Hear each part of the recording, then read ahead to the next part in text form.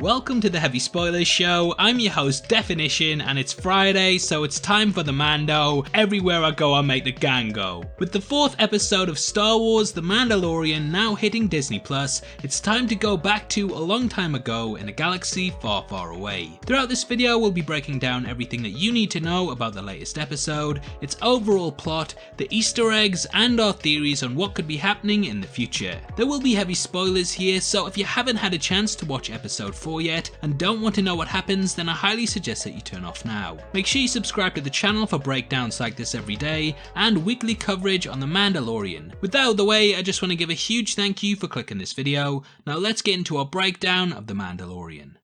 Okay, so episode 4 opens on the planet of Sorgan, namely a small fishing village that we see in the middle of a raid from Klantoonians. This location becomes the main staying point of the episode, and this introduction sort of plays into the overall arc of this week's entry. We do see for a split second in the episode that Sorgan has 2 moons, which may echo the 2 suns of Tatooine, and this is a nice little Easter egg for fans of the Force. During the raid we see a character known as Omira and her daughter Winter hiding out much in the same way that Mando had to hide out as a child. Though the settings are different, there are still similarities, and this lets us know that no matter what, things suck in the galaxy. The collapse of the Empire has sort of destabilized everything, and we need order. Order 66. Hashtag make the galaxy great again. Now for me this is a beautiful introduction, and it really shows how much effort Disney are putting into their productions. Throughout there's metaphors for the Battle of Endor, with an organic, natural location being taken over by cold, hard and imperial-esque figures. We jump to the Razor's Crest, which has sort of become a kindergarten for Baby Yoda, who gets cuter and cuter by the minute, touching things and getting told off by his newly adopted dad, our Mando. This scene is adorable, and you really get the care that he has over the creature, which is what the backbone of the series really is, your little womp rat. Mando picks up Sorgan and decides that after last week's big ordeal that they need to hide out from bounty hunters, and this backwater planet is the perfect place to pick. The famous last words are, "No one's gonna find us here," and they land on Sorgan, which Mando says he will scout out by himself. You can't leave a little baby Yoda behind though, and he quickly joins him on this adventure. Now I love how they are slowly starting to build their relationship,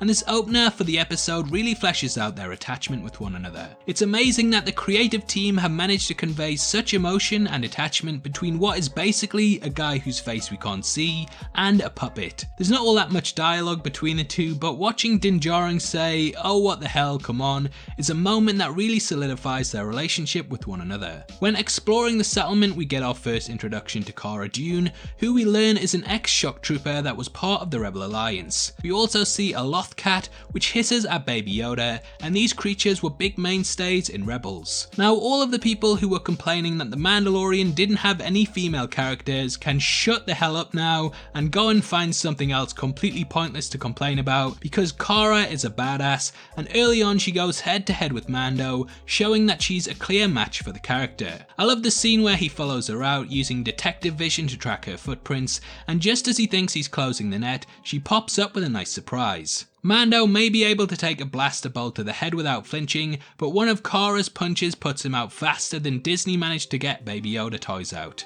Get it? Because they didn't get them out very fast. Just as it looks like the two are about to shoot one another, Baby Yoda pops up, instantly calming the situation and subtly saying hello to his new mum and dad. Cara divulges that since the events of Return of the Jedi, that the rebels have been hunting down the Imperial warlords, and that she was a member of the assassination team that tracked them down. This is a very clear metaphor on the Second World War, when Jewish forces would track down surviving members of the Reich that had went into hiding in countries like Brazil and Argentina, and this has made Cara cold to the galaxy. Cara has a very small Rebel Alliance tattoo on her cheek that we catch glimpses of throughout the episode, and this lets you know just how loyal she was to the group. She ended up going into early retirement, finding a home on Sorgan, and she was initially wary of our boy Mando because she believed that he was a bounty hunter for Imperial forces that were out for revenge. All I can say is thank God for Baby Yoda. I don't just mean in the show, I mean thank God, because Star Wars was looking dead till it showed up. I'm still using it as a pronoun for Baby Yoda because we don't know if it's a boy or girl yet. However, I have seen some people say that it is in fact a girl in the script, though I've been unable to verify this fully. Plot twist of the century though, yeah, Baby Yoda could be a girl.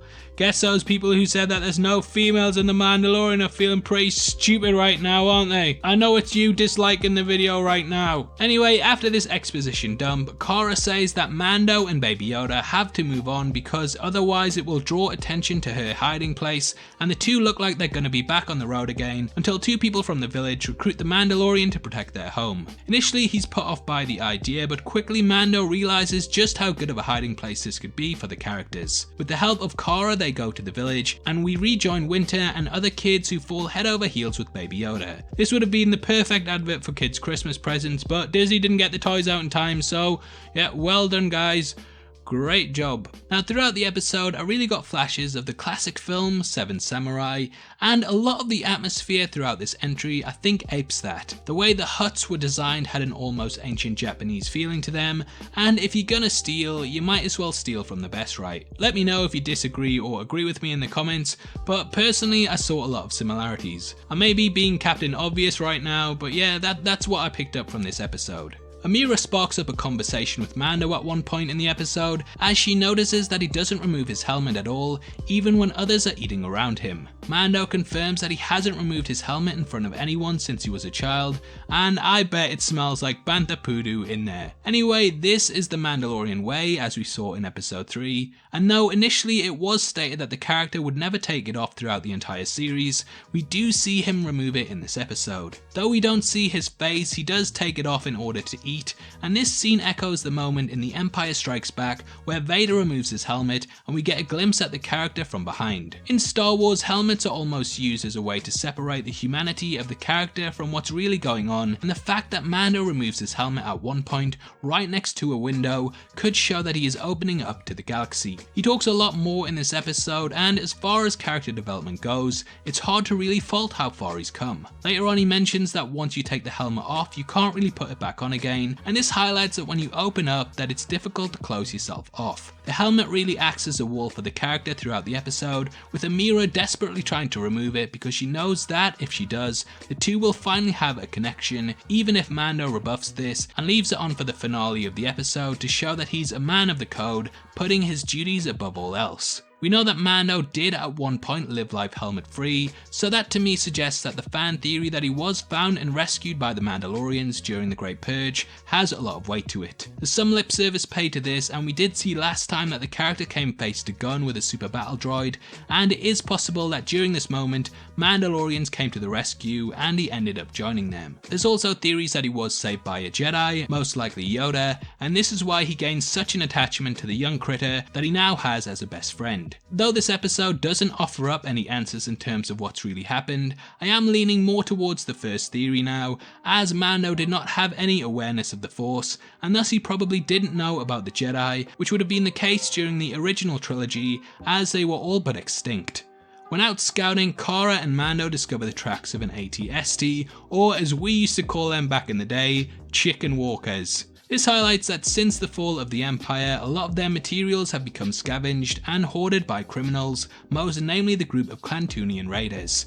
Cara and Mando, so I need to stop calling people my man, return to Amira and tell them that they need to leave, but they refuse to, and in order for them to survive what's going to come, we're gonna need a montage. After everyone gets trained up, they lay the plan out where they'll use a ditch to trap the chicken walker, AT-ST, and during this the villagers will fight back against the raiders. It's an awesome action scene, and I love this sort of Mad Max tone that the show has slowly evolved into. Even the ending echoes that series of a man on the road going from location to location, helping people, and this big fight in the second half of the episode really doesn't disappoint. Mando and Cara sneak into the raiders' camp and blow up their favourite tent, which lulls them into activating the AT-ST, complete with evil looking red eyes, and it follows them back to the farm. There was a feeling here of War of the Worlds for me, and the tree line shuffling about as the huge machine lurched forward.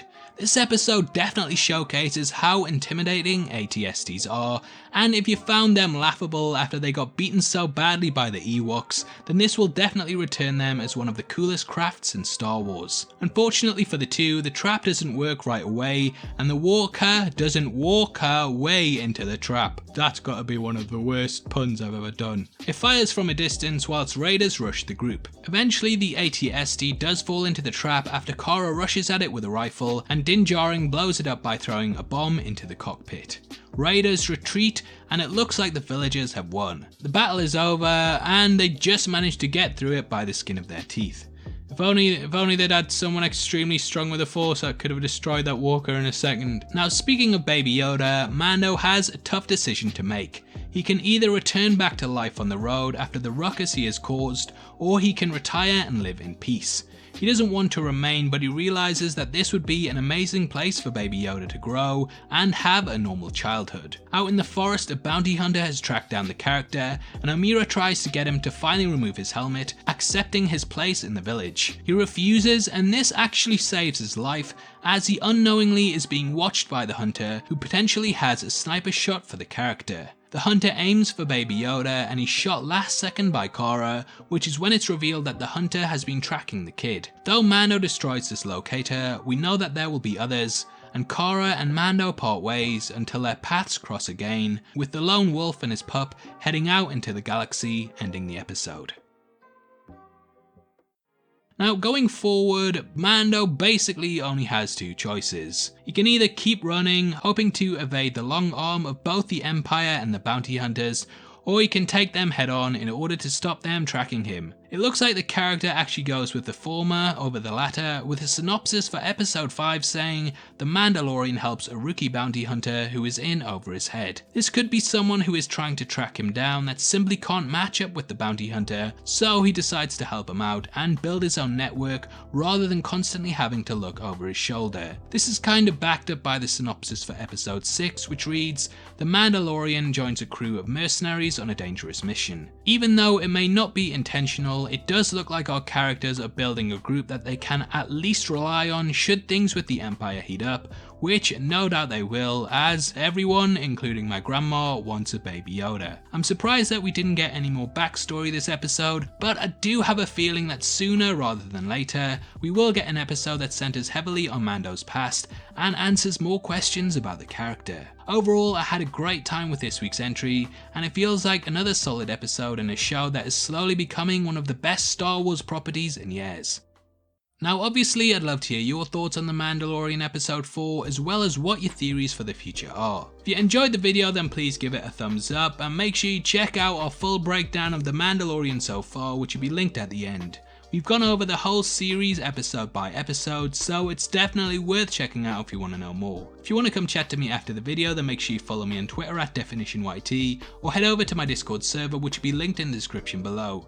We drop videos on there early, so if you want to see stuff before anyone else, then that's the best place to be. It's free to join and we have an awesome community, so hopefully I see you over there very soon. We're also giving away a free copy of the Marvel Phase 3 Part 2 box set on Blu-ray, which contains Black Panther, Infinity War, Endgame, Captain Marvel and more, and all you have to do to be in with a chance of winning is like the video, make sure that you subscribe to the channel, and leave your thoughts on The Mandalorian in the comments section below. The winner is going to be chosen on the 15th of December, and the set will be shipped out from then to whoever gets the prize, so best of luck to everyone who takes part. This is a channel for people who are never missing television, so if that's the kind of thing you like, you need to subscribe to Definition. Thanks again for taking the time to watch this, you've been the best, and I'll see you next time. Take care, peace.